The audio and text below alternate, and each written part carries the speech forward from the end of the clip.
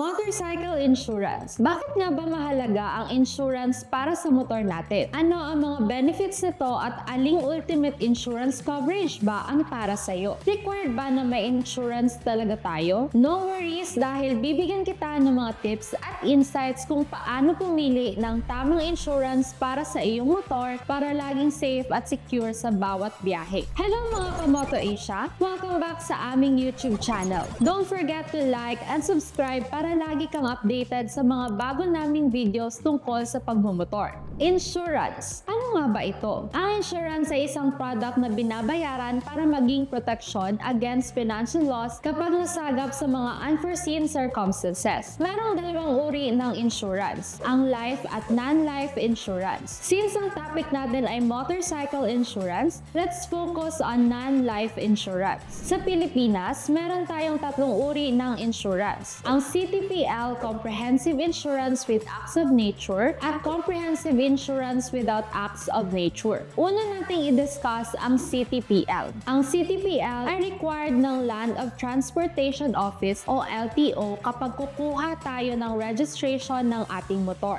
From the name nito na Comprehensive Third Party Liability, ang covered lamang nito ay ang third party o ang tao na nabangga o nasagasaan mo. Ang first party ay ang insurance company at ang second party naman ay ikaw o ang insurance buyer, which makes the third party as the victim. Ang covered lamang ng iyong CTPL ay ang injury, hospital bills at death ng third party. It is written sa insurance policy ang list ng amount na pwedeng makuha ng third party as compensation galing sa insurance ng second party. As of today, ang maximum na pwedeng makuha ng third party ay 100,000 pesos at ang maximum amount na yan ay claimable lamang kapag namatay ang third party. Take note na di ka pwedeng kumuha ng pambayad sa property damage galing sa CTPL since ang coverage lamang nito ay ang bills ni third party in terms sa kanilang injury. Meron din naman tayong insurance na included sa list ng coverage ang damage ng motor, sasakyan at iba pang property during road accidents at yan ang comprehensive insurance. Meron tayong dalawang uri ng comprehensive insurance. Ang comprehensive insurance with acts of nature ay insurance na covered ang damages from vehicular accidents including acts of nature tulad ng baha galing sa bagyo, fire that broke out near your vehicle, explosion o pagsabog na hindi ikaw ang cause, windstorms tulad ng buhawi, volcanic eruption, landslide at kapag nakabangga ka ng wild animals habang nagmamaneho. Ang comprehensive insurance without the acts of nature naman ay covered lang ang road accident. Although ang advantage ng insurance policy na ito ay mas mura siya kung ikukumpara sa with acts of nature. Although hindi ka required para kumuha ng comprehensive insurance, it's better safe than sorry at kumuha tayo kapag meron tayong extra budget. At ayan na nga ang ating guide tungkol sa motorcycle insurance. Sana ay nakatulong ang video na ito at naliwanagan kayo kung ano ito. Salamat sa panonood at kita-kits tayo sa susunod naming videos.